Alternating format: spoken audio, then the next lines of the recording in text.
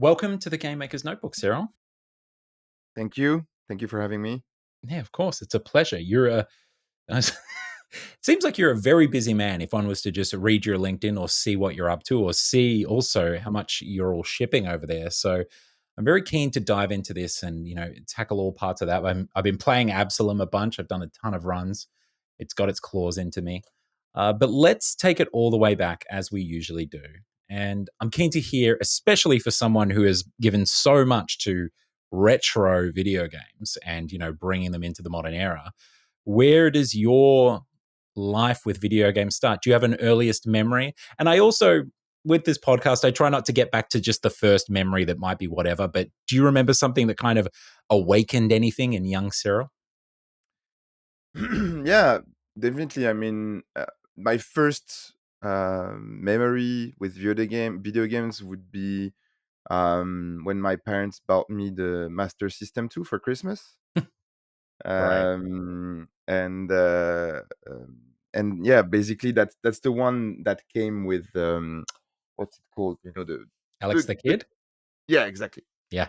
And so that's my first memory.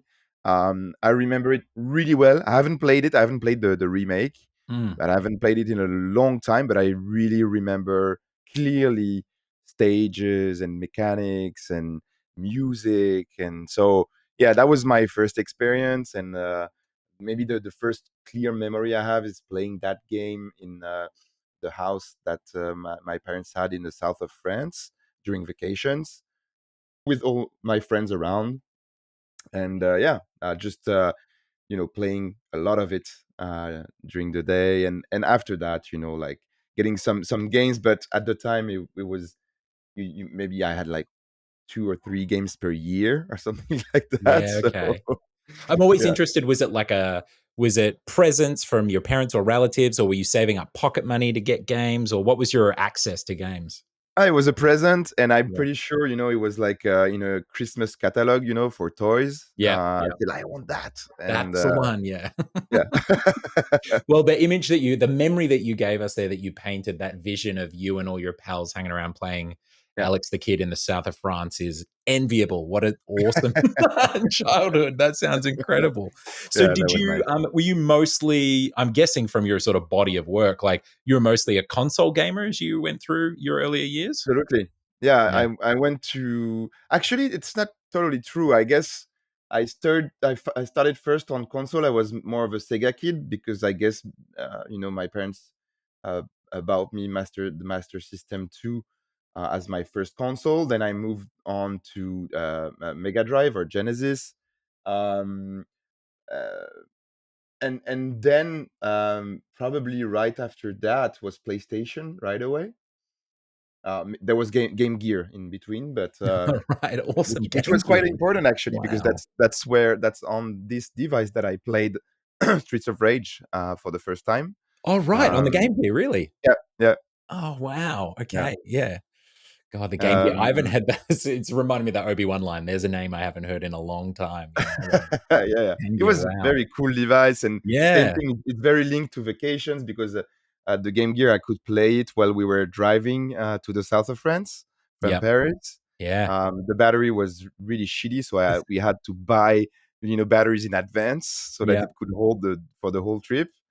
But yeah, and then when I was probably like 11 or 12, my father was already working in like IT related subjects. He Ah, was cool. Gotcha. so he had access to I would not say cheap because it was still expensive at the time, but to affordable computers. Mhm. And so I had a PC quite early on and started to play on PC quite early on, and kind of dodged a bit console, at least not playing that much. I had PlayStation 2, but I was playing more on PC at that time. Remember any games that And kinda stick out from that era? um on PlayStation, Tomb Raider was crazy, Resident Evil.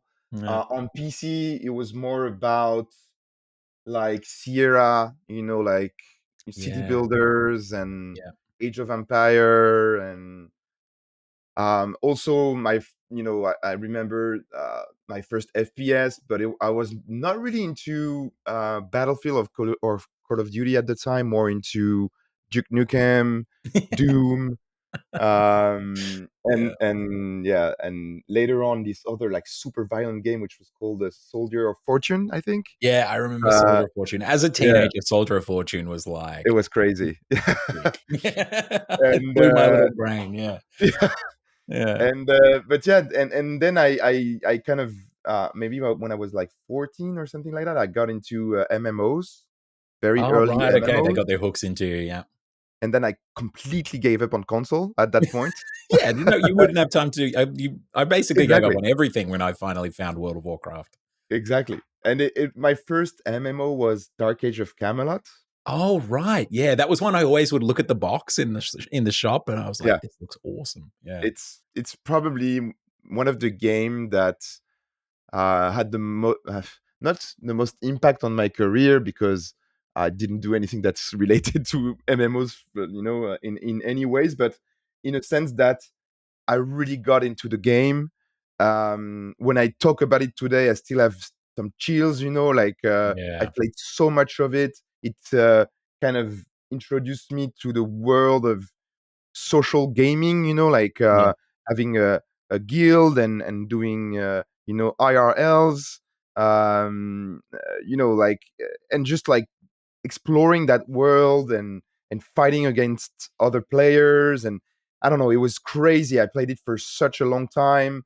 I had to double one of my classes because like I was like you ran a out of bit back content. in terms of like grades and stuff, so I had to do two times the same class because of Dark Age of Camelot. So that game has been really important. I could talk about that game for hours and explain why it's like probably one of the best gaming experience I ever had. Which Um, does sound like a great pod it's not the one we're here to do, but it sounds like a yes, fantastic podcast episode, I will say. but yeah, that was like a bit of everything. Like a huge world to explore, multiplayer, co-op, and PvP, which was called RVR in that specific game. Yeah. Um, uh, it was hard, and so you had to kind of count on your mates from your guild to progress. The feeling of leveling up was crazy because it was super hard. Mm, And I played that for a long time, and then everybody moved on to World of Warcraft, which I mm, played for a while as well. mhm. And then with Xbox 360, I came back to console. Yeah, And yeah. that's when I also discovered the world of indie games. Yeah, right, because it was like Xbox Live Arcade was up and happening Exactly. at that point in time, yeah. Super silly games, very small Yeah, ones, like $2, yeah. and yeah, so that's really when I started to get back on console. And since then it's been kind of a nice balance, I would say. Yeah, yeah, I think we all kind of indulge in a nice balanced diet, Yeah, maybe a little bit more so than growing up.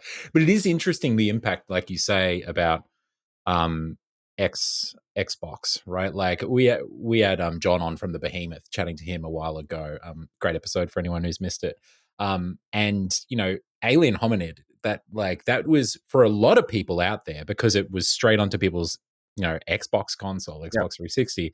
It was the first indie game that tons of people like ever played or ever kind yeah, of knew about or anything. Obviously, the indie scene was around for long before that, but it cracked it open yeah, to such a broader market. It really was that kind of indie renaissance as we talk about at the beginning of it.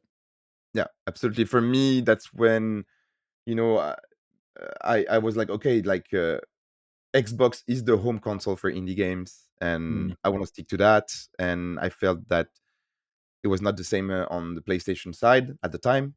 yeah, And they really got me in there. Like I didn't have an Xbox before, yeah, so I got that because I knew there was so many games and so many different experiences to try that were yeah. different from what I've had tried so far. So that's really when my interest for indie games really rose, basically.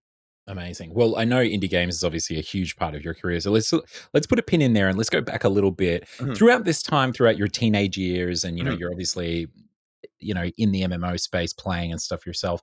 Was there any kind of hobbyist game development that you were doing there or anything? It sounds like you were just purely a player Yeah. enjoying it and like, very much an enthusiast player, I guess, at that point. Yes. Absolutely. No, no. I was really passionate about video games. And like it was a source of sometimes conflict with my parents very early on. Like Yeah. I was like, I didn't care. I didn't care about movies. I didn't care about reading books. I was like, Mhm. I want to play video games. And it's been Yeah. like that for since then. It's really I would say my main passion. My other passion, which is music, also got a bit of time because I started a band when I was like 13-year-old, Yeah. and it was a metal band, and I got it until I was 20-year-old, something like that, so All seven right. So years. music was a huge part of your life. Cool. Yes, and it still is, and I would say that I was not, like getting into the world of professional game development. I really didn't care actually at the Yeah. time. I just wanted Yeah. to play, but music at the time got a big part of my life, and it had an impact later on my whole career, basically. Oh, music did. Yeah. Yeah, right. It's interesting. I grew up in kind of like the alternative crowd. I had a big punk phase and skateboard and everything when I was a kid. So my mates were either like skateboarders and worked in skate stores, or they were tattooists, or they were in a band, or that kind of the underbelly of like Yeah. teenage culture, essentially to some Yeah. degree. But there's something I definitely remember about my mates in bands, and there was kind of my mates in bands who were kind of played for fun and then kind of obviously fell out of it when they went and did other things. And then there were my mates in bands who almost treated it either with this like insanely serious obsession or treated it like a business and like a career from the Yeah. get-go. You're obviously very, very business forward gentleman in the things that you've been doing and how you've moved through your career. I'm imagining, were you quite serious about your music time? Yeah. Did you treat the band like a Absolutely. business? Yeah, we were, rehearsing every week. The goal was to make an album, like Yeah. to be in different venues, to play live, to compose music. We had to get better. So yeah, we were all quite serious about it, even if it was a good pretext as well to gather and have fun together. But yeah, no, no, it was quite serious. We wanted to bring that as far as possible, and we didn't go too far, but still it was quite fun, and we did actually record two albums. So yeah. Hell yeah, dude. Good on you. All right, so let's talk about how you like. What did you study in school? Like you study business, right? Like how? Yes. Tell me about how you made that decision, and coming from this. Now I'm kind of building this image in my head of your role in the guild now. Yeah. Right? Talk to me about how you found yourself enrolling in a international I business was degree. quite young actually compared to the other guild members in Dark Age of Camelot and then later on World of Warcraft. I was not the youngest, but I was on the lower end. So I was not like in charge of the guild or anything, but uh, right away, and it's bit the same in my band. I was really pushing things forward and trying to lead in some ways on some aspects at least. And it was the same in guilds. I was trying to participate, to organize stuff. So that's something that's always been in me, like to um, uh, get people excited about things Mm. and try to lead them to something cool to do together. But yes, basically business school. I was not a very good student overall. I was quite lazy, and I preferred to play video games, of course. So, like my parents did the best they could so that at least I had, sufficient grade to access to nice schools and get a diploma. But they struggled a bit, and I struggled myself. But eventually, I was in a very good high school, so I managed to get into a okay tier business school. And for me, there was two things that I was quite interested. The first thing is that my father is an entrepreneur Mhm. himself, and I've always been interested, and I've always, as I said, been interested building projects and like getting people to work on something together, something exciting. And so hearing my father telling about his stories about the business and everything was quite interesting. And he was also doing that because he was talking about it with my mother, and my mother was not an entrepreneur, but she had been working in like companies for a long time at a very nice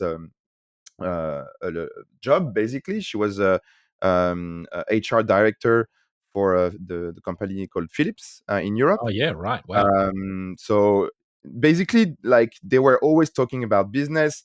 My father was searching for advices from my mother on the HR part, Yeah, but like right, on, yeah. because a lot about the job of being an entrepreneur is about people, so it's super Mm, central to that. And so there were lots of time discussing about like my father team and how we should handle that situation, strategies, and mm, even with colleagues or even investors and stuff like that. So and I was just there, like I have two big sisters, but they're way older than me, so they already had left the house when I was in age of understanding what my parents were saying. yeah, right.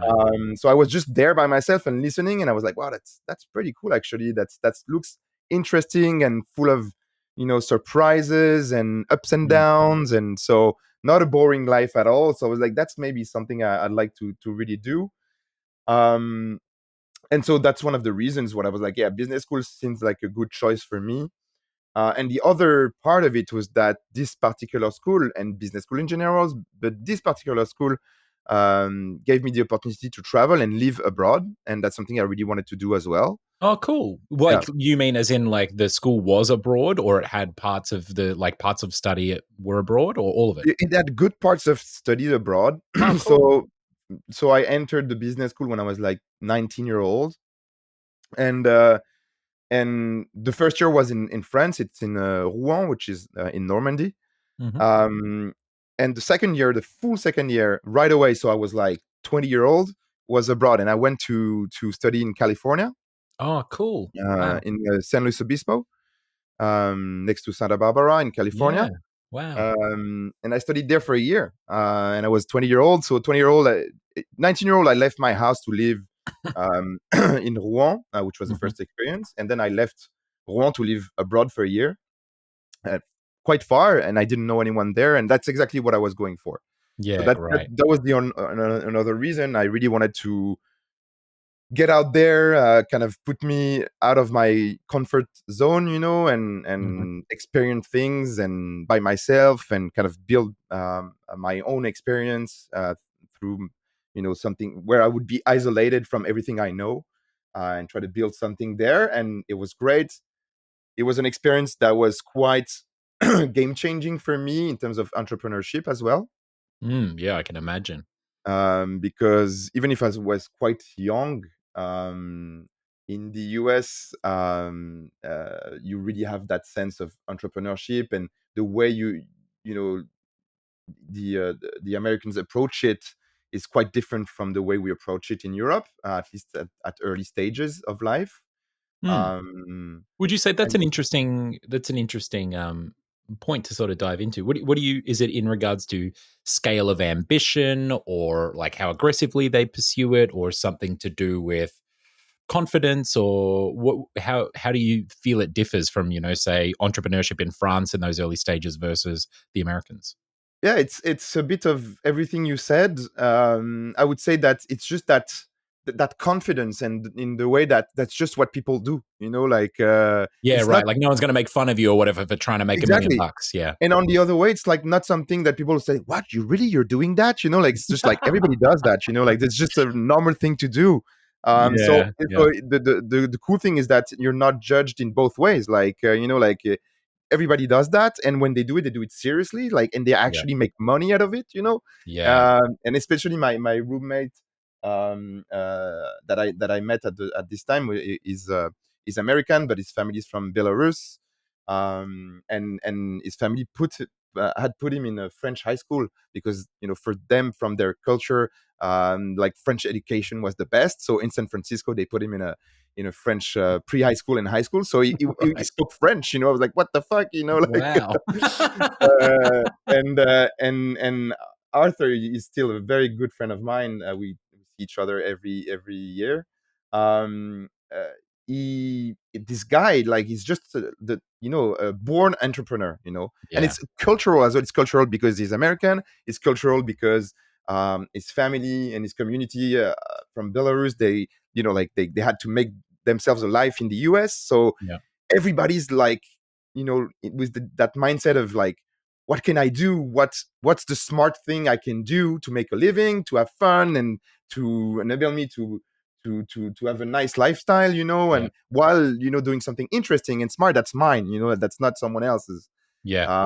And so that was kind of mind blowing for me. I was like, wow, like he's even like younger than me, like he's 1 year younger than me. I was like, what the fuck? He's already like making money and making those crazy stuff. Yeah. Every time there was an opportunity, he was seizing it. Yeah. And because I was already into talking about business and like entrepreneurship and ideas, we're going back and forth, and it's not like something like, oh, maybe later I'll do that. With him it was like, hey, why don't we do it now? Like, I was like, Yeah. Yeah. okay. Yeah. Yeah. Okay. Let's go. Yeah. So that was really like a game changer for me.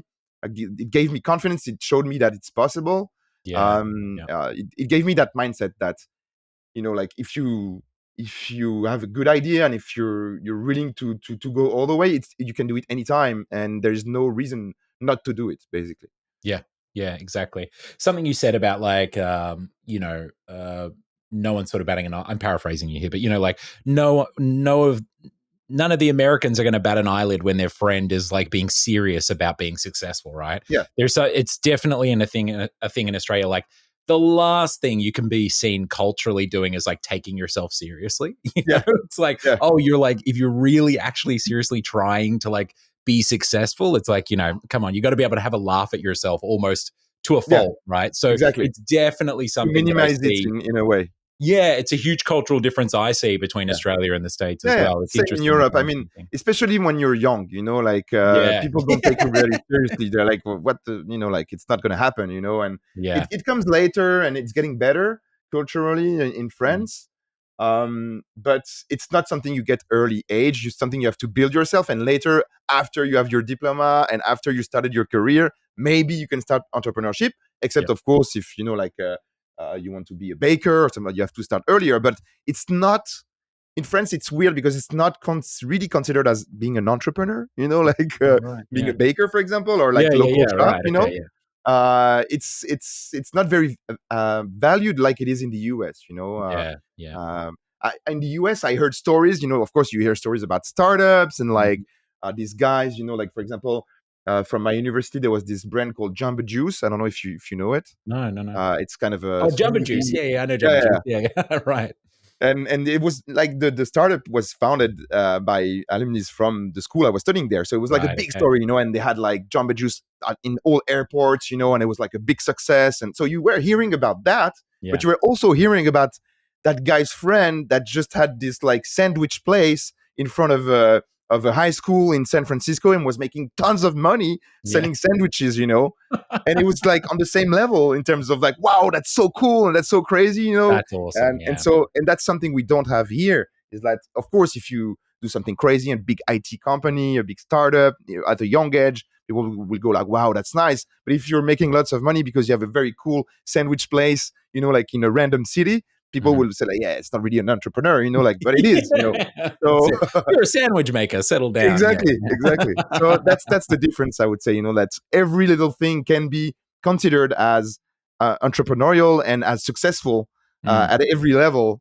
whatever your means and whatever your goal is. It's more about the fact that you build it yourself. Yeah. That makes things interesting, and that gets people interested. Mm. And you can be proud of you. Whether in France, if it's a small stuff, it's small stuff basically, and it's not really interesting. So yeah, Yeah. And the grand irony here is that entrepreneur is a French word as exactly. well. The Americans are beating us Yeah, all at it. yeah, yeah, yeah, Okay, now I want to kind of stay on your education for a second because there's yeah. another. Correct me if I'm wrong, but then you did an MBA with a focus in video game management. Yes, Is that? Or talk yes. to me about that because like a video game MBA is something I've not heard of before. Yeah, me neither. I haven't heard about this before. So basically, after so I studied 1 year in California, which was game changer on many aspects. Of course, I started to speak really good English and understood things about entrepreneurship, understood things about how the U.S. works, understood things about how the U.S. education works as well, which is pretty cool. And then came back to France.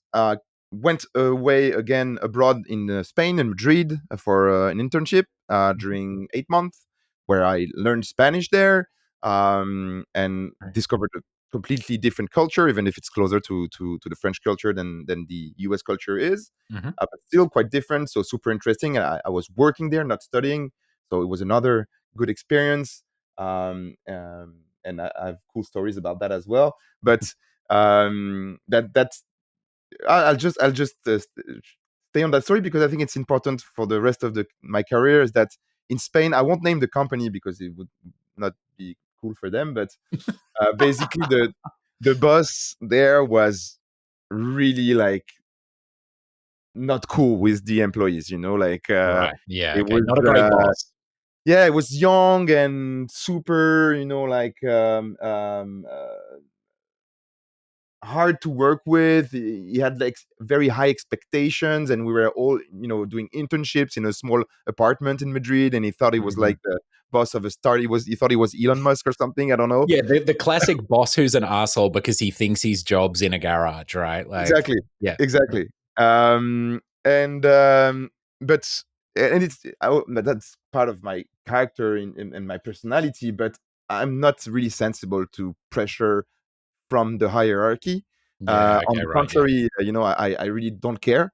Um, Yeah. and uh, and so, like he wanted me to do stuff. I was doing, the stuff I was, employed for. Mhm. And I was even doing a bit more, but sometimes it was like, oh, you should work like this time. And it was like, just like, lunch break. I was Mm. like, oh, I'm not going to do that, and other employees were actually doing it. And I was like, guys, you shouldn't do that. Like, we're not paid for that. So fuck him, like, and so the guy gave me like, a flag of like I don't remember the name in English, the not a syndicate, but like Like a the union or something, yeah, or union, exactly. He right. gave me a flag of the union that he put on my desk, like this guy is like fucking Ah, with me all the right, time. And okay. he was Yeah. trying to kind of humiliate me with that, but I was like actually proud of it. I was like, yeah, there you Yeah, go. exactly. You're like, you're from a country known for their fantastic labor laws, like Exactly. So that was another thing, like with that guy, I learned not to be an asshole. And what is Yeah. it to work under, like the pressure of an asshole that's just, not just with the way he handles people. And of Mhm. course, my mother really helped me to understand all that as well. But I had this actual experience of having a Yeah, you bad got to boss, see it, right? basically. Yeah, Yeah, and yeah. experience it, yeah. So I was like, if one day I'm a boss of anyone, I really won't be like that guy, and I'll try to be way different and make things way more interesting. And so that's why that was an important step in all this. But yeah, after that study in Rouen, when I came back from Spain, I had this a couple of months left in the business school. And then I was like, okay, it was a bachelor, and in France not very common. Usually in France it's either um, 2, 3, or 5 years, but never 4 year. 4 year is weird in terms of studies. Yeah, okay. So it was better, all in all, for me, and I had the chance. My parents could still support me for an additional year. So I was like, okay, let's do a more professionalized training. Mm, Which MBA are basically MBA or a master, or something like that. yeah. But I wanted to do it abroad again.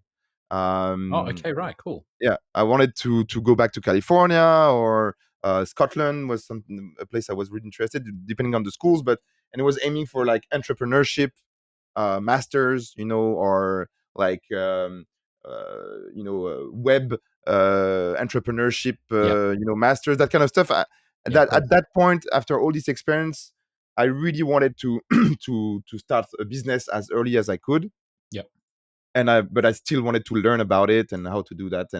And basically my mother, um she was like, no way, you're not going abroad again. I'd prefer that you stay here with me and the family. And I was like, yeah, yeah, but in France, you don't have the best, like trainings for entrepreneurship and that kind of stuff. So I was like, I don't know, I'll probably go abroad. And I was applying to different schools abroad. And actually, my mother at that point, she was not working for Philips anymore. She was a coach for managers.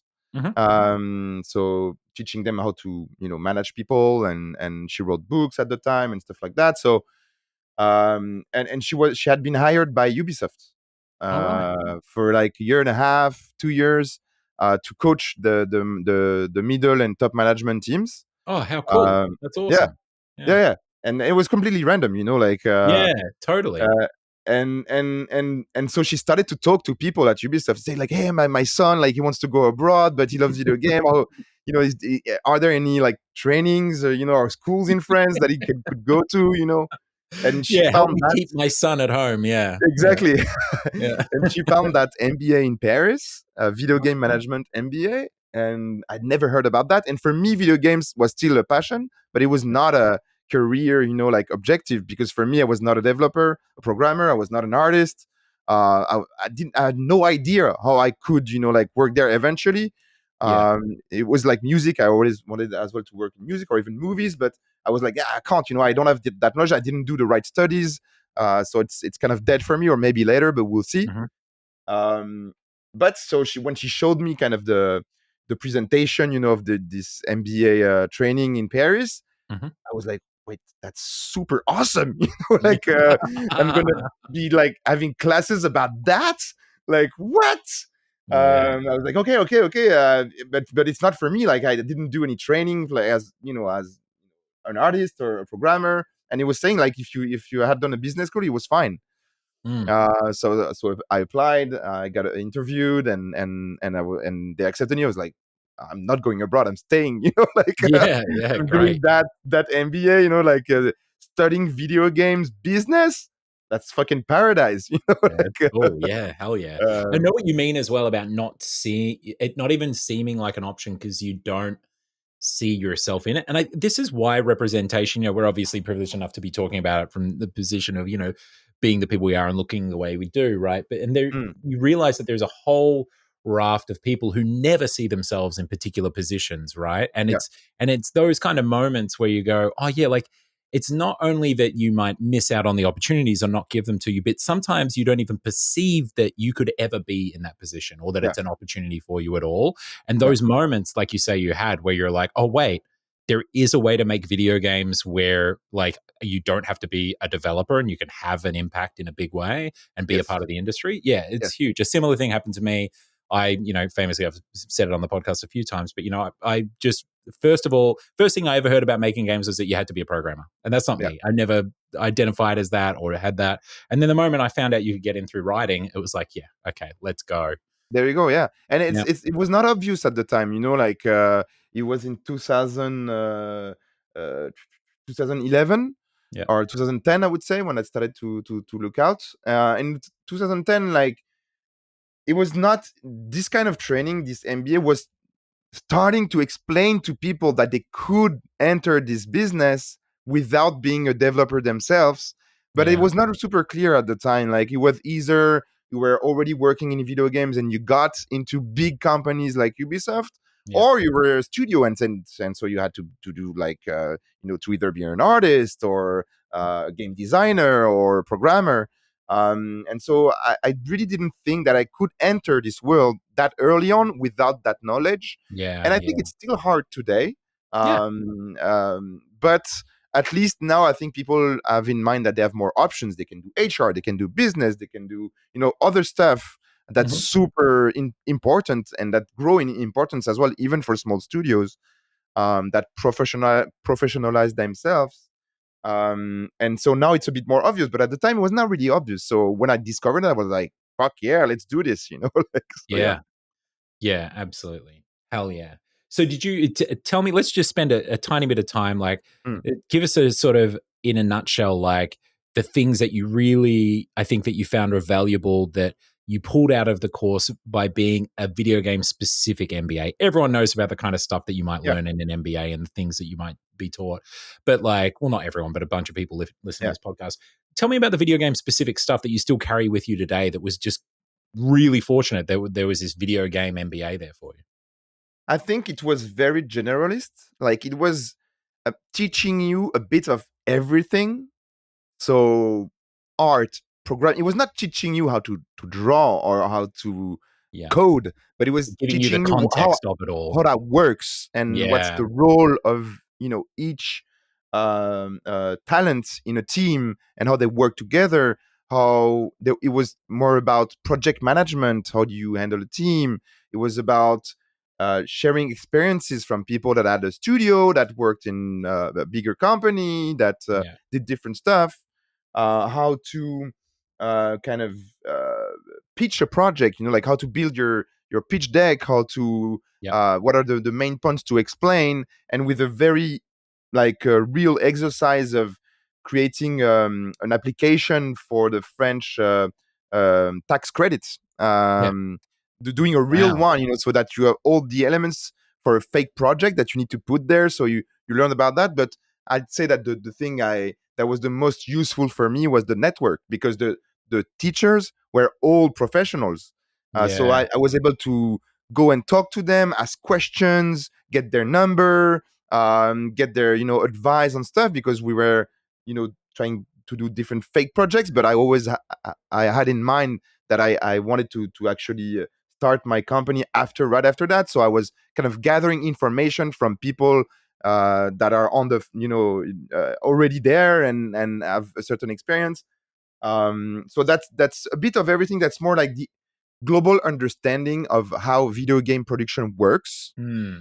and it's Yep. quite complicated because you have many different aspects that you have to understand, many different you know cultures, whether it's programmers or artists, game designers, how everything clicks together, and then how the business works with distribution, marketing. And so we were kind of seeing the video game business as a whole, Hmm. and to understand it and to kind of get into it, not just with one point of view, for example the producer's point of view, but with the point of view of a company as a whole, a video game company as a whole. Yeah, So that being was able super to interesting. have that broad perspective, have the complete snapshot of the business and the development. Yeah, Exactly. To give fantastic. you a nice perspective, so it serves you later on, whatever the roles you're taking later on, you understand globally how it works, and it's super valuable in a company when people understand how it works at a bigger scale rather than just where they are actually working. Yeah, of course, the impact that you're having outside externally as well as internally, yeah. Yes. So, and am I right in saying that then after that you didn't follow in your father's footsteps first, you followed in your mother's and ended up at Ubisoft, right? Like Yeah. I was an intern though, Yeah. and definitely my mother helped me for that. She knew the HR there, Yeah, great. like so Of course, yeah. she tried to help me as much as she could. And yeah, I stayed there I did an internship for 6 months, so it was not that long. Yeah, And great. after that, they wanted me in, but I already had in mind to build my first company. So I was like, "Can I do part time?" They were like, "Nope, it's full time or Yeah. nothing." And I say, "Okay, Yeah. sorry then." Yeah. And I didn't stay there. Mm. But it was a very nice experience, and it was part of the MBA training. And yeah, it was great. It was on the marketing side, so I learned a lot. Yeah. I've always been sensible to marketing aspects of things. I love Mhm. to convince people and to make things look cool. Yeah. So that's a good thing for me. But I learned even more there at Ubisoft during 6 months. I progressed so much on my understanding on how the market works, and how big marketing campaigns work, and that was super interesting. It was hard. It was super hard, but it was very interesting. And I imagine as like an intern there too, you're at a place like Ubisoft, and especially, in France as well, obviously where the Mm. HQ is, like you would have seen not you would I'm sure they didn't squirrel you away in just this little corner, right? Like you got to Oh see no. across a number of brands and everything. Yes. Oh, Yeah. that's huge. I mean, that's the thing at Ubisoft. It's hard. You work a lot as an intern, but you learn a lot because they actually give you stuff to do, and it's not a small stuff. Like Yeah. I mean, like I did internships before, not a lot, maybe two or Mhm. three Yeah. before Ubisoft. So I was not super experienced. And right away, I was assistant brand manager on Assassin's Creed, like Revelations. Yeah. Yeah. Right away, I was like, okay. And we were two, like there was the brand manager and me. And the Yeah. budget, I don't know, I don't remember exactly, but it was tens of millions of euros, like it was for Yeah. the EMEA region. Yeah. Yeah. And I had to assist, the brand manager on that. Of course, like I wasn't given part of the budget, but I was given a big budget for Smurf Dance Party on the Wii. They're I like, had like "Cyril's got this. Don't worry about that, guys. Yeah, I got my best man on the job." exactly. I had like 5 million euros budget on that game, and I was like, like I was just an intern, but they just didn't have the time to take care of that. That's And they saw I was like awesome. capable of doing some stuff. So I was like, yeah, just take care of that. Then I remember my boss, I was like, so about the Smurf Dance Party trailer, should we do this or that? He was like, I don't care. Just like do it. And like, He's he like, was, "Keep the like, receipts. Just make yeah, sure you keep the receipts." he Yeah. was really focused on the biggest brands, of course. Yeah, But of course. Yeah. so super interesting. I worked on maybe 5 or 6 different games. Yeah. Smurf Dance Party was, kind of a nice thing to remember because I actually did everything, like lots of things by myself Yeah. with that game, Mhm. and the game was really crappy. Uh, like, As many of our first games are, yeah, for yeah, sure. Yeah. yeah. But it was super, super. I was super glad that they gave me the chance to work on by myself on a project like that. It was super international because as brand managers, we had to kind of sync with the local brand managers for each country in Yeah. the EMEA region, talk with them, like, exchange about their local strategy and how we could sync the global strategy that we were setting up with the local strategy that they had the experience of. Yeah. I had to check that everything was on par with that strategy. I was seeing in live the results. I actually assisted to the whole making of the trailer with the Woodkid music. Like you remember that trailer from Assassin's Creed? Yeah, yeah, I, yeah, I do. amazing, like it's beautiful trailer. And Yeah. Woodkid was not super famous at the time. Actually, the band we were going for at the beginning was Arcade Fire, Oh, right, yeah. Yeah, huge back but it then. was too expensive. Yeah, yeah. I can So imagine. we're like, oh, there's this like guy Woodkid is like a small artist in France. It's not really known so far. So let's have him on the trailer for Assassin's Creed Revelations, and it was amazing. Like everything, the trailer. It was the time peak. I think where Assassin's Creed trailers were amazing. The music, Yeah, the really good. montage, the way the combats were moving. It was absolutely amazing. So I had a chance to kind of view this from the inside and participate into that campaign, which was amazing. So super nice experience. And I was a big Yeah. fan of Assassin's Creed, so I was Oh, so working on even Assassin's Creed. better. I was so proud, like Yeah, kid in a candy shop. yeah, All right. Well, we got a ton of games to talk to. So let's just quickly talk to me about how you found yourself. You mentioned that obviously you founded your own company and everything like that. But talk to me about how do you find yourself at Dotemu? Because I mean, what you wound up there at like 2014 or something like that, a few years yeah, after Ubi. How did that come about? yeah. So basically, after Ubi, I started my first studio, which was a Mhm. mobile gaming studio. We had in mind to do some dating sim at the beginning, like Right. with Okay. one Like of the early guy I days. met at the MBA in my class, and actually, like teachers were like, yeah, maybe you should, like you guys seem serious and your ideas are pretty cool. So we'll help you if you start your own company. So we did. It was at my place in Paris, and we Mhm. started to recruit freelancers and everything. And every day I had to set up, like the table for everyone coming in my Get the place. trestle At table night, out. I had Yep. to bring everything back, and so I was spending a lot of time home with my partner at the time, who now works at. Actually, I think actually he's not working there now very recently, but he worked at Ubisoft and then at IOI. Cool. But so together we worked on that company, trying to do small projects. And mobile was really the only place to go when you're a small studio. Yeah. Getting to console or PC was just not an option. Mm. So we're trying to do a bit for work for hire. We're trying to build a business, Yeah. but it was great because it gave me a lot of experience of how to manage people, how to handle the budget, how to handle, like just accounting stuff. Yeah. Um, Basically, like entrepreneurship 101, but in real life and for real. So that was Yeah. super interesting. From the video game perspective as well, it's iteration, and I really understood how hard it is to come up with a good game design with everything that clicks together, from art to programming to game design to promotion, everything. So it was super interesting. It lasted not that long, like a year and a half, 2 years top. Mhm. um, and basically, another thing I didn't mention is that, so I started my first company with a guy from the MBA, but right now, the head of our internal creative agency, I met him during the MBA as well at Ah, Dotemu. right, okay, okay, there you go. So, Well, and like you were like, saying, it's the connections that you make and everything as well exactly, there, yeah. exactly.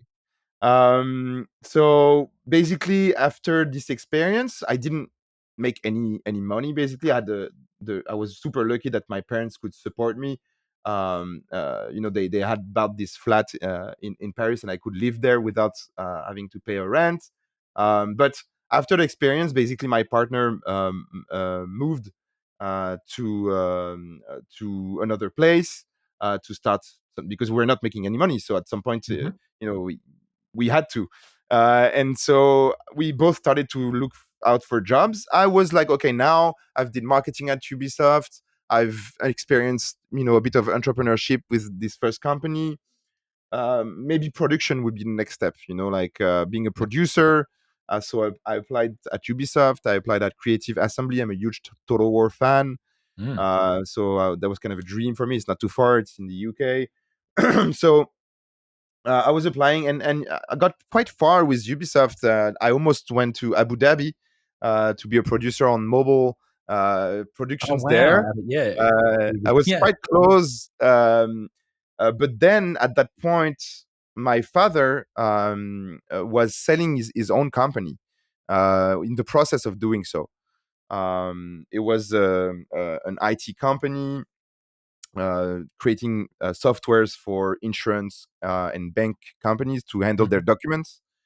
And he had a very interesting story about that as well. He really built this company not from the ground up, but almost. And it was that time he was selling it.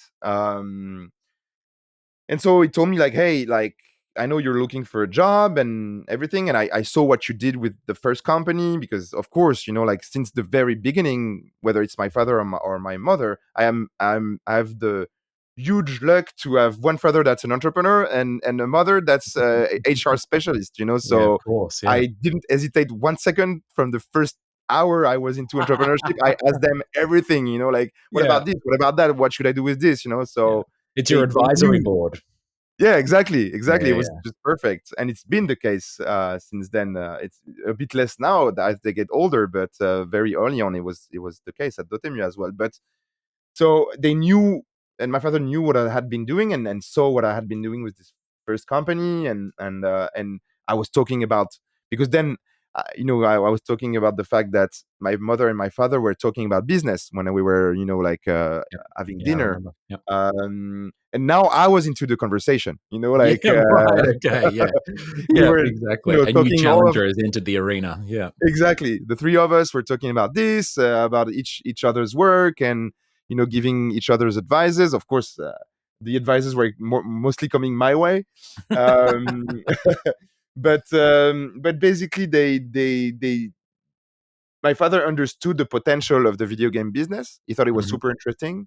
He saw I was very very passionate about it, mhm, and so basically he told me, like, so I'm gonna sell my company. I'll have to invest in other companies, so because I'll have that money, and I don't want it to kind of sleep somewhere, yep, like, I want to reinvest. And of course, if I want to reinvest, I'd like to invest in something that you run instead of someone random, like, yeah, of that I don't course, yep. know. And so I was like, okay. I was in the process of, like, getting a job, but I was like, okay, I'll figure. Because he told me, like, do you know any company that that would be interested in being bought right now? And I was like, Mhm. I have no idea. Yeah. so but because of that first experience and because of the MBA, I started to have a very nice network in Paris. Yep. I started to knew lots of people from different studios, and I was starting. We'll talk about it later, but Capital Games. I was already with my first company. I was already a member of the Capital Game cluster Oh, right. Okay, association. cool. So I went to several events where were kind of networking events. So I met Yep. more people. So now I had access to that Parisian network of video game companies, Great. Yeah. and that's how I started to send emails and drink beers with some people and say, hey, like, I'd be interested in buying a company. Do you know any company that would be for sale? In Yeah. Paris. And I started to receive actually, you know, companies saying like, yeah, we would be interesting to sell our companies. And one of those companies was Dotemu, actually. Right. Wow. And Okay. that's how it started. We received different options. There was different companies, but Dotemu in many aspects was super interesting. Mhm. And my father was convinced. He was like, yeah, like that's really cool, like we should do Yeah, that. that's the one. And I was like, Yeah. yeah, I agree, but like I'm 25-year old, and it's 12 people full time, and the company's been there for 7 years, Yeah. and I'm not sure I can do this, like Yeah, yeah, yeah, just of go course. How there and terrifying, magically, yeah. be the new CEO or whatever. Like that was very impressive, and Yeah, I mean, and I think at this point it's important to sort of, give some context for our listeners. Like, Dotemu is publishing games and working with licenses like by this point, like X-Men and Metal Slug and Rayman and Final Fantasy. Like these aren't. It's not just some sort of small player or a non-serious business or some fledgling indie company, right? Like you're in there. They're working with serious brands. Like this is yeah. serious stuff. And it was the case back in the days as well, at least maybe to a different scale, but still, like, the business model was super smart. Mm, And the founders were super nice, well organized, smart. Everything was in place so that it could grow. The only thing is that, so they were already, for example, working on a Heroes of Might and Magic 3 remake with Ubisoft. They were working on a Double Dragon trilogy of the original titles. They were working on. They were already working with Square Enix, and they were working on Final Fantasy. So all these big names that I knew, I was like, "What? Wait, if we buy that company, I'm gonna be working with those guys and working on those games. Well, let's go, and the model was super interesting as well, because the founders Romain and Xavier managed to convince big players that they could work with that small French company to put their old games back on mobile mainly, and a bit of PC as well. It was just starting back at yep, that time, but it was mainly mobile games, yep. and it was working, and they were making good money with this, and working with very cool people. But as soon as I saw this, I saw potential. I was like, wait, why only mobile? Wait, why only like porting? Why not new games? Why not like remakes and sequels and console, and like, and publishing? So that Yeah, everything was like, there's so much potential there, because yeah. we're we can be taken seriously by working with those big names, Mm, which will enable us to do kind of more ambitious stuff on the side, and get credits for that, get money out of the work for hire things we were doing, and build the company on that nice basis. So mm. that's why we were kind of convinced, and that's how we started. So absolutely fantastic. Really, really cool. Tell me about how. Tell me about your first initiative at the company that kind of branched out from what they were doing. Because as you say, they had a really strong focus, right? Yeah, No pun yeah, intended, considering yeah. who you've ended up with. But they had a really strong focus, Yes. right? And as you say, you wanted to see them do new things and more ambitious. So, do you remember what that first new project was, or that first big swing that you took? After you came in as CEO. I think there was, I would say, three elements that really I've been, key elements where we shifted from being a mobile gaming work for hire company to a console PC publishing company, basically. Yeah. Um, One thing was that I really wanted to get this work for hire contract with Square Enix to do Final Fantasy VII on PlayStation 4.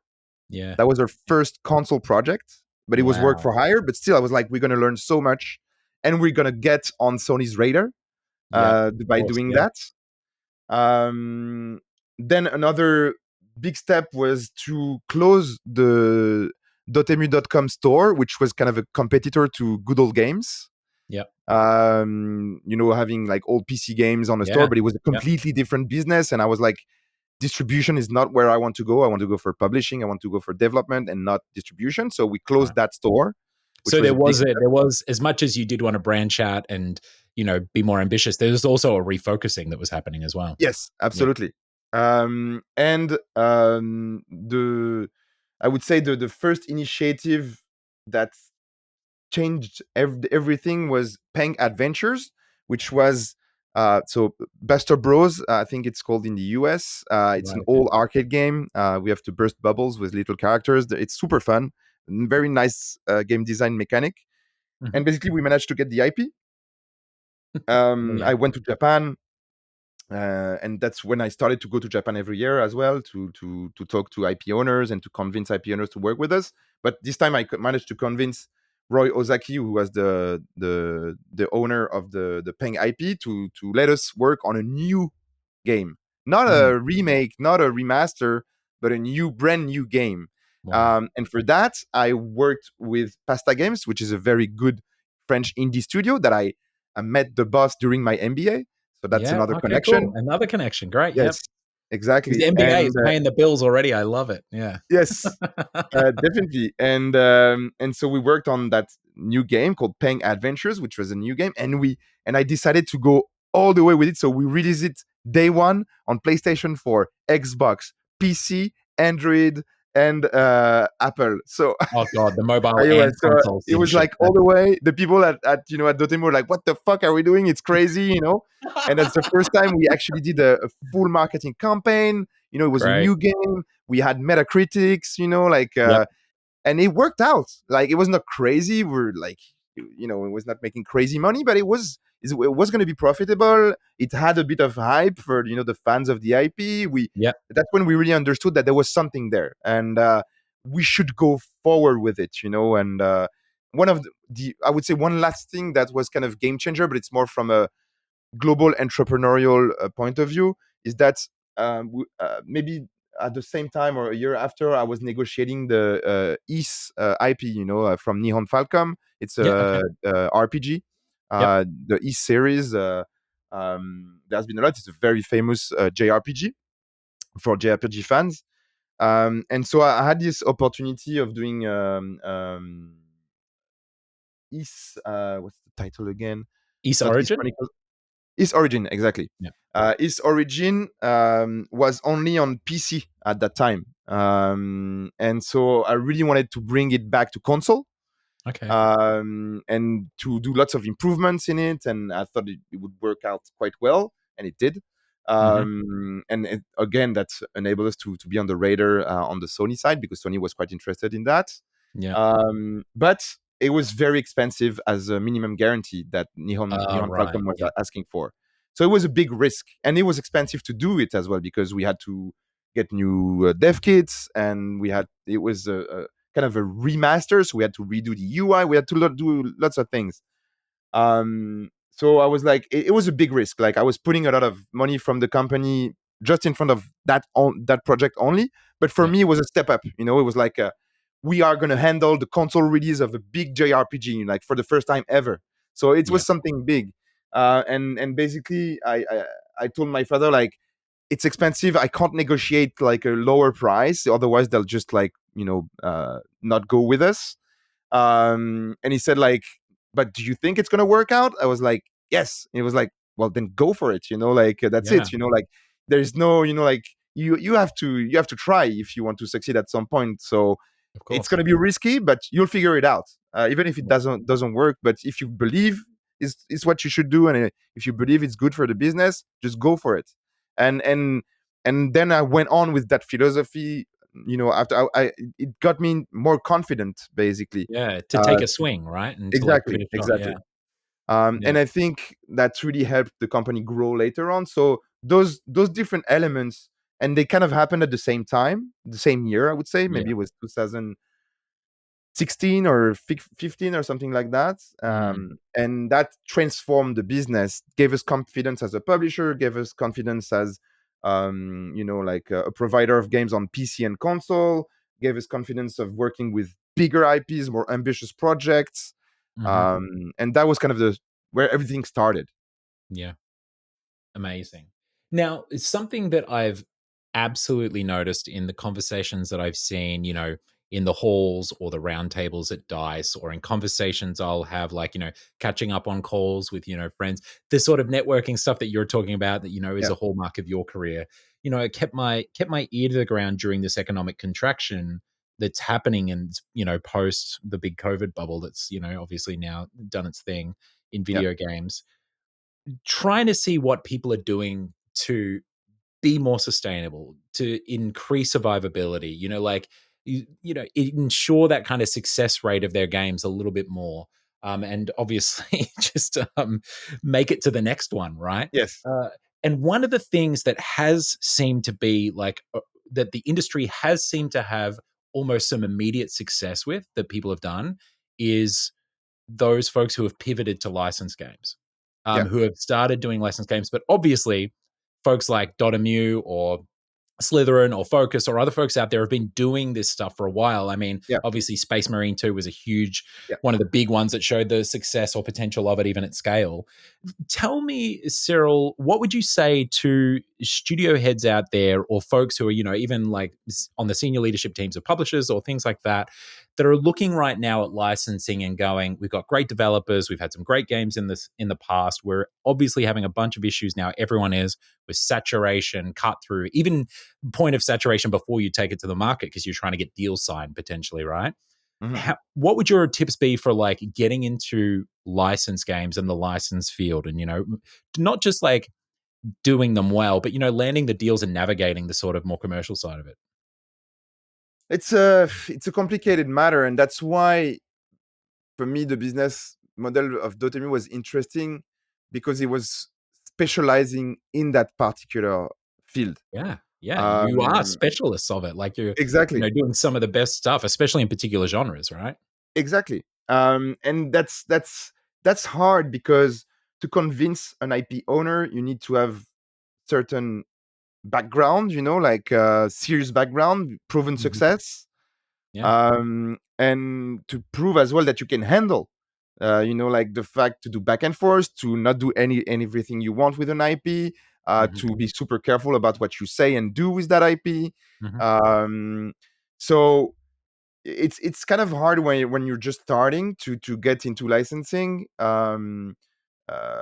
It's a step by step thing. You should start with a small IP, try the small IP, try someone, maybe someone that's connected to this IP owner in some ways, which help.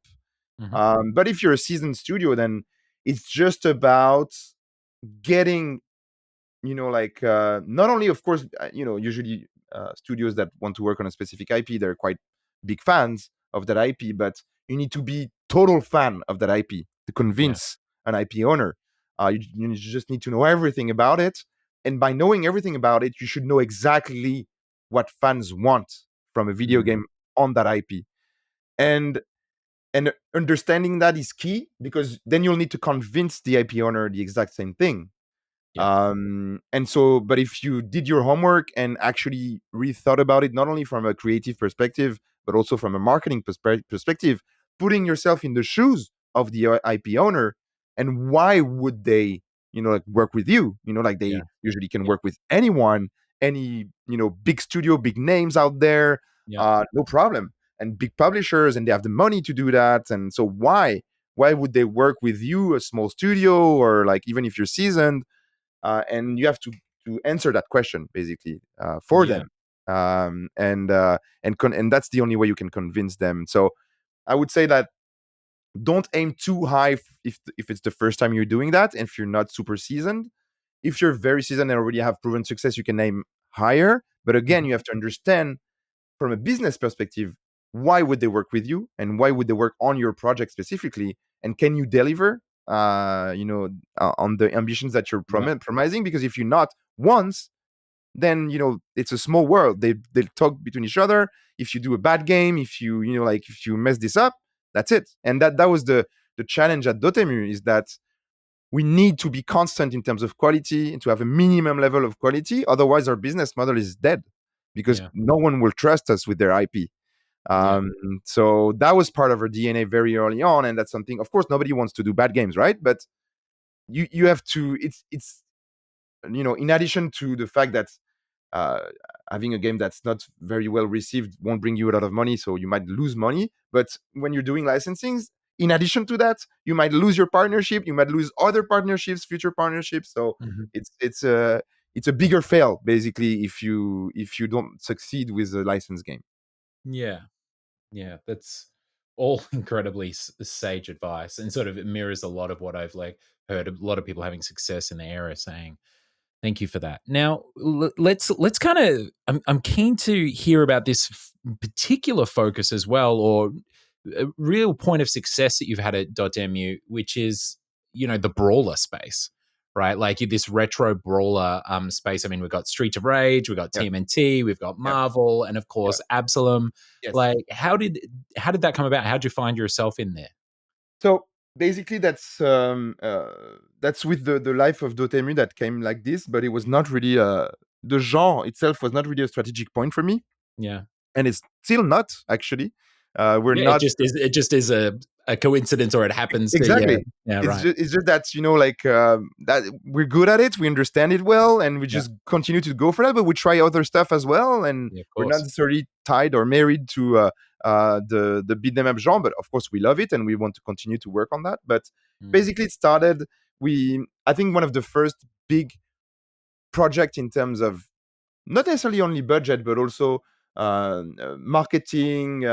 marketing campaign and reach. I mean, mainstream reach to the players was Wonder Boy: The Dragon's Trap, mhm. which was a complete remake done by Lizard Cube. And on this one, when I saw it the first time, I was like, wow, like that's Dotemu. That's Dotemu stuff right there. Like Yeah, that's what we should do in the next years. yeah. That's where we should go. And so I went to Omar and Ben, the founders of Lizard Cube, and said like, guys, like don't go with another publisher. That's us. Yeah. That's what we Yeah, we do. want the next dance, yeah, Exactly. yeah.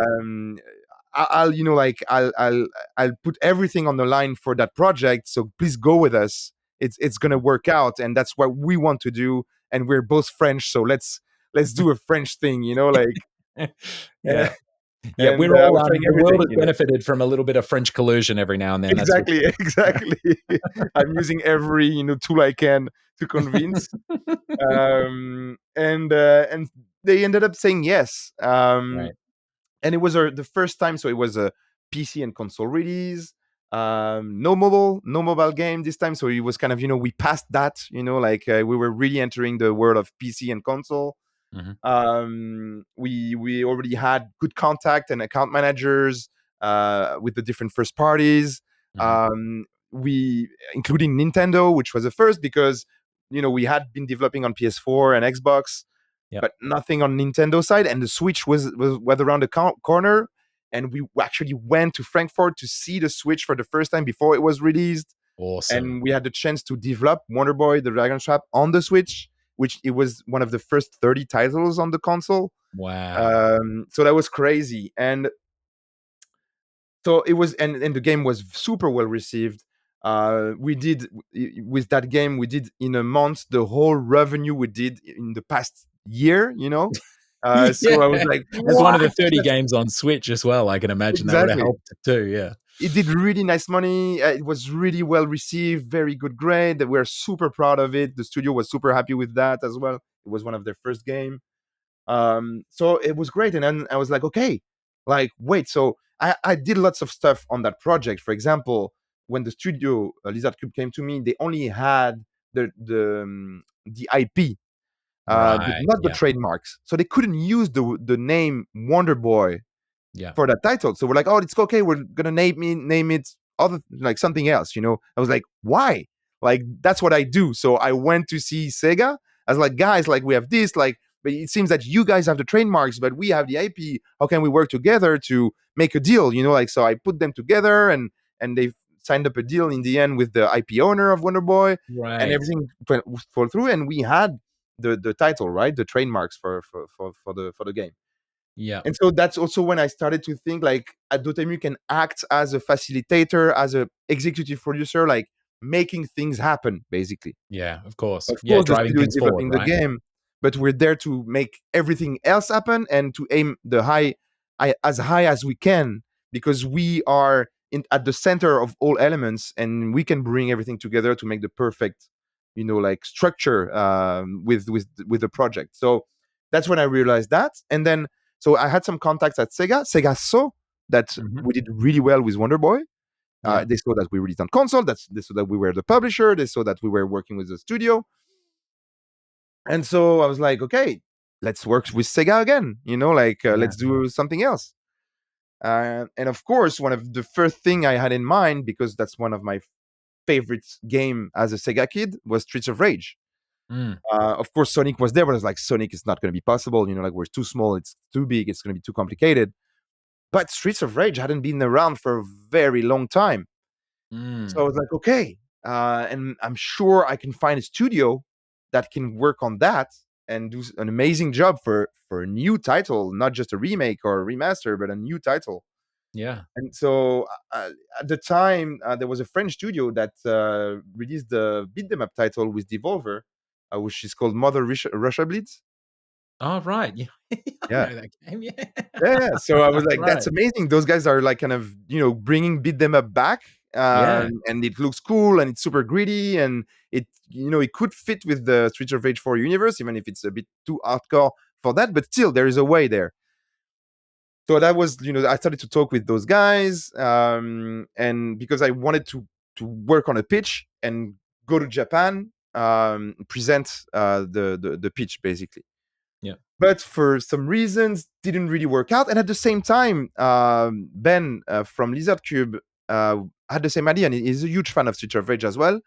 And at a party, I would think it was a party for Wonder Boy or whatever release or whatever, he showed me some art he did on Streets of Rage, like just Mhm. like this, during the weekend or whatever, like just some Oh, art he wow, did. cool, like his own little fan art. Yeah, Yeah, great. and it was like I was like he was like, "Yeah, I'd love to work on a Street of Rage game." I was like, "Wait, like that's amazing," like, Yeah. but we need because uh, Lizard Cube was a two-head person, and Omar, the more like tech and programming guy, the other founder, didn't really wanted to go for that. He wanted to do something else. Right, okay, So yep. Ben was the only one motivated. So we only had the art, basically. Like I didn't have the full studio to work on that, like I had for Peng Adventures or for Yep. Wonder Boy. It was only art, Ah, okay, and right, yep. and Ben's art was so amazing. I was like, I need to figure it out. And actually, our game designer internally at Dotemu, who was at the time working on Windjammers 2, told me that and he still is today, one of the co-founder of Guard Crush Games, which Oh, is right, yeah, okay. yeah, which is a company specialized in beat 'em ups Yeah. and that developed a homemade in engine dedicated to beat 'em ups. They did Streets of Fury Wow. with it. And so I was Yeah. like, okay, I have the art, I have the engine, I have a programming team. Let's fucking do a pitch, and I'll go to Japan. And that's how it started. And that's how I pitched to Sega of Japan the project and everything, how we would handle marketing, distribution, everything, Mm. and how our collaboration would work. It took a bit of time, but eventually it worked out. And so Wonder Boy was a big success for us, but Streets of Rage 4 was huge. It was our first million seller. We sold a million That's units in under awesome. a month. It was crazy. And then, of course, when Streets of Rage came up, people were like, "Oh, let's beat them up. It's great." Like why not working on a turtle game like Turtle in Times, because that's one of the most famous beat them up of all time in arcades, as well. I was seeing that coming back a lot of time in comments, Mm.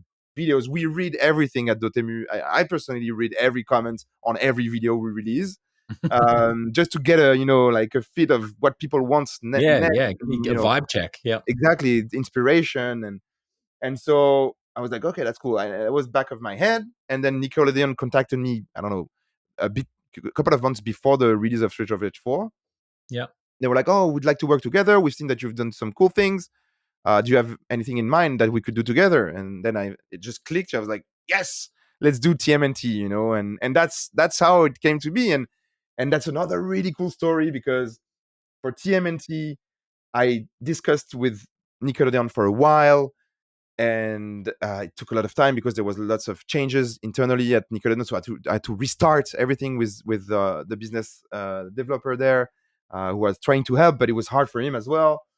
And then we met at GDC, and he told me like, "Hey, like it's looking good for your project." I didn't have a studio back in the day. It's more about a concept, and the ways I wanted to refer it to. But even if I'm just like at the concept stage, I always try to get to test the water with the IP owner and see if they would be okay, and then I yeah, start to work on exactly. the Because pitch, then you because can otherwise, take it to the next phase. You can source some exactly, people and yeah. exactly. And then he told me like, so it's looking good, but we received the pitch that's very similar. And so now we have to choose between the two of you. And it's already been like a year and a half we're talking about this, like, so I Yeah, was like, right, okay. damn. I talked about it to other friends at lunch right after that meeting. And those friends told me like, yeah, I know who is the other studio pitching to Nickelodeon. I was like, wait, like, and actually it was a limited run game boss, Josh, Right, okay, yep. that I had lunch with, and he told me, I know. And I was like, okay, who is it? And he's like, it's a studio called Tribute Games. Mm, And I was like, wait, are they at GDC? Are they in San Francisco right now? It was like, yes. I was like, okay, give me their contact. And so I contacted them. I was like, guys, like, are you available this afternoon? Can we meet at the Marriott and like talk about this? And I have something I want to talk to you about. And so we gathered. I was like, guys, like, what's your pitch? And like they showed it to me. I was like, that's amazing, like, but it was not the 87 design. It was like the new turtle design. right, okay, yep. And I was like, I think if we combine our forces, you guys are the studio, we are the publisher. I was looking for a studio, you were looking for funding for that project, and you didn't have a Yeah, let's just publisher. do it. Instead of pitching like on each on our side, let's bring go together and we'll pitch together. And that's how it worked basically. Like there was Wow. no competition left. It was only us, and we're just going for that. Like they say, if you can't beat them, join them, right? Exactly, exactly. So we joined forces, and that's how we ended up doing another beat them up, because it was kind of obvious we should do that. Yeah. And then Absolum was after Street of Rage 4. We're like, what should we do now? We have this amazing engine by Crush Game. We Mhm. have this design team at Dotemu that worked on Street of Rage 4 that's ready to go and is really good as for all combat system and game feel for beat them up and everything. Let's go. Let's do something else. But then I was like, maybe this time we should try, because that's something we showed we can do very well. Maybe this time we should try to do our own thing instead of going for an IP, because we already had other projects with IPs that were signed, doing them with Yep. other studios like Ninja Gaiden with the Game Kitchen, like what was else that we announced, but and there was other projects basically, so it was not like tied to do another IP related project. So I was Yep. like, okay, maybe that's an option. But I gave the option to God Crush and our internal team. I said like, either we can work on that IP, or we can do our own IP. What do you guys prefer? Like what you Yeah. would feel more comfortable with. And we're like, we'd prefer to work on our own IP. I was like, okay, let's do it. Like let's do it, because it's we need to go through that at some point. I feel at Dotemu that's Yeah. a nice evolution for many reasons, from strategic reasons, from business reasons. That's something we should try and we Yeah. should do. And that's why it's another beat them up. It's because we have the same team. We're confident that team could do something amazing, Mhm. even without an IP. And that's how we came up with Absolum, basically.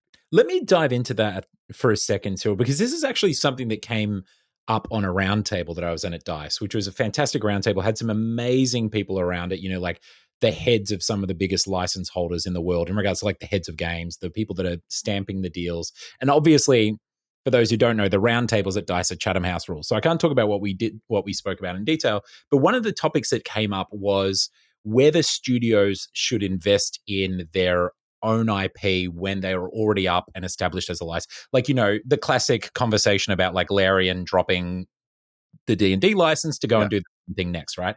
So yeah, talk to me about why you feel it's important to not just, because you could have just obviously kept doing licensed stuff forever. I'm sure yeah. you'd have a very lucrative business. Why focus on building up your own IP? What does it bring to a studio or a publisher to have that diversity between their own IP and licensed stuff? So from a business perspective, I always try to not put all my eggs in the same basket. We're in Generally a wise advice, yeah. Yeah. Yeah. So we're in an industry that's ever changing and super competitive. If for some reason at some point IP owners, and that happened in the past, like IP owners said like, no, we're not doing any license out anymore. Yeah, right. And then you're like, okay, so I need to find another IP owners. But if that's the case for lots of IP owners, then I don't have any IP. That's why we also created our indie publishing label, the Arcade Crew, so that we can do something else rather than working on Mhm. IP related. We could work with studios with their own IP. And so it was another way to de-risk, or making ourselves less dependent on IP related business. Yeah. That's one point. The other point is, um, to kind of prove ourselves and the world that yes, we are a publisher. Yes, we developed games, IP based games like Windjammers 2 or Streets of Rage 4 internally as Mhm. well, or with co production. But now look at us. Like, we're a publisher, we're a developer, and we can do it right just by ourselves with our own IP. Yeah. And that's super important because we work every day with indie studios. We work every day with, like distributors. And now we can proudly say that, look, like, we're okay, we're a publisher and we do that on a regular basis. And that's, like majority of our business, but we are as well a developer and we understand as well what it is to create a game from A to Z, to market it, to Yep. and to put it out there, and but in a very good way. And so that's very strategic for us because it's I think it has impact on the relationship we have with all our partners, Mm. and they don't see us only as a publisher that works on external IPs, but they also see us as a creator. Yeah, Um, it's funny and that you say that because when the global financial crisis happened and the games industry got hit, a bunch of studios in Australia got decimated. And one yeah, of the main reasons is because for a decade or more, a couple of decades, a lot of these studios had never made their own original IP. They had been sort of third party studios working on licensed yeah, games. And as soon as the dollar spiked and we became more expensive here, and we actually worked ourselves into a price, or we got put into a price bracket where the people that were getting that kind of work were folks who could make their own really strong original yeah, IP and demonstrate creativity and innovation and exactly. ingenuity in that way. Yeah, And so it's been something like we're working on a licensed game at the moment. And the fact that we've built our own brands was actually the thing that gave the license holder faith that we know how to handle brands and understand exactly.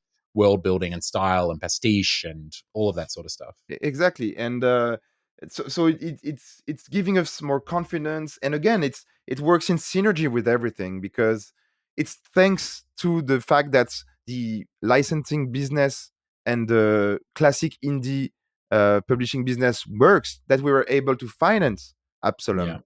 And the fact that Absolum is working well and is being well received will enable us to work, from a developer perspective to other developers, other good developers. Like, we're the same, like, you can Yeah. trust us as a publisher because we are as well developers and we know how to do that, and we understand what you're going through. We understand how it works for you, and we can help you, like really help you, because we understand you, and we're the same.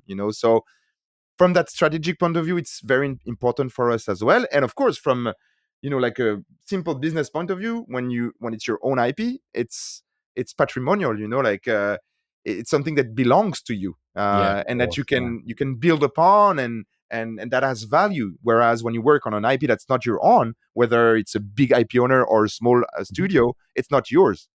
It goes Yeah. away. Like, once your work is done, that's it. Like, you're only The only thing that you can keep is your knowledge and your experience on that project, but everything else doesn't belong to you. Yes. So that's a first. That belongs to us. We can do anything we want with it. From a creative standpoint, it's amazing, but also from a patrimonial standpoint, it's amazing as well. As long as I we know do something cool with it in the future, of course. It's yeah, not just a yeah, one hell shot yeah. thing. Yeah. I know we've got to get you out of here. I'm conscious of time. So my final question here is something that I did want to touch on, which is, with this focus in the beat 'em up genre and, taking games, these retro, whether it be retro games or licenses and giving them a new fresh coat of paint or a breath of life. Uh, these teams that you've got working, are you actually helping them? It's obvious that you're a man who's connecting, Yeah. parts to other parts and Yeah. people to other people. Are you actually sharing tech or resources or anything between these teams and helping sort of the momentum of each of these projects in that way? Absolutely. We That's really the DNA of Dotemu, and that's why, compared to other indie publishers, we release less titles per year, because we can't help ourselves but be very hands-on with productions.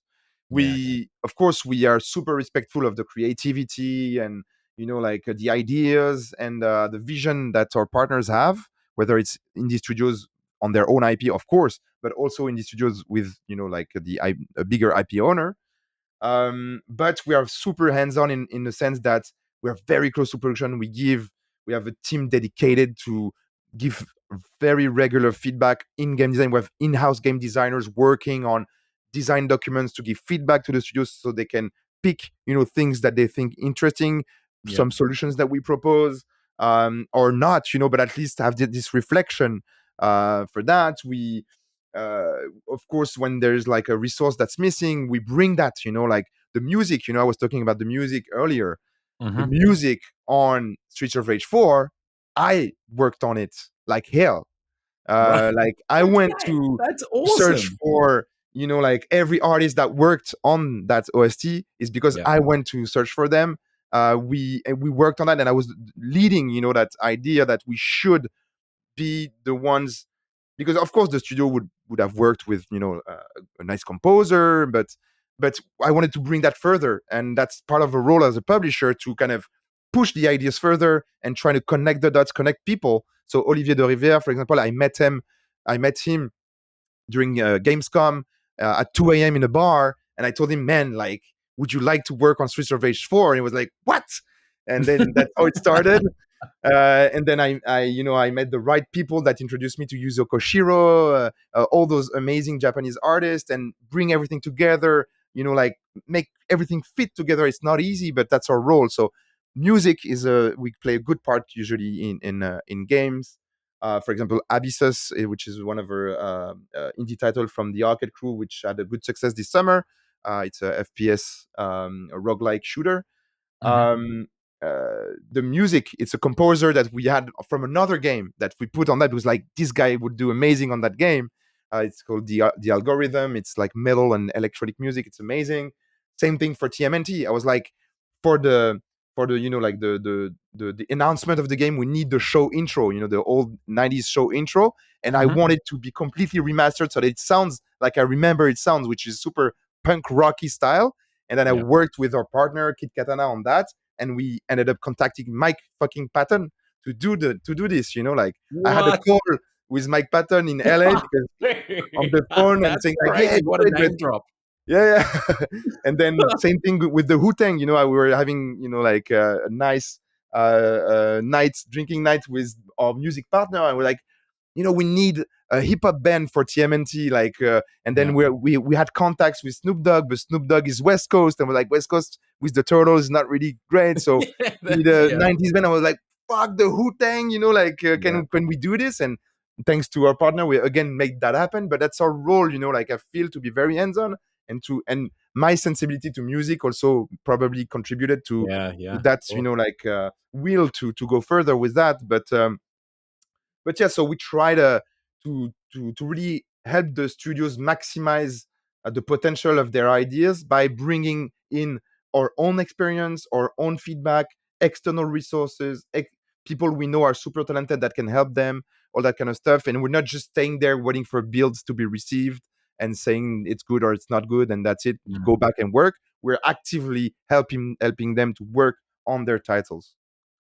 Hell yeah, man. Well, what a fantastic place to leave it and a perfect segue because we've spoken to the Game Kitchen before about Blasphemous. We spoke to Enrique and David. We've also spoken to Ishtar about The Last Spell Yes. with Ben and Bruno. So if anyone's interested in, hearing from some of the folks that are working in the trenches, like alongside, Cyril on these games, developing them, there's a couple of episodes there already, and I'm sure they won't be the last that we got on the episode, on the podcast, sorry.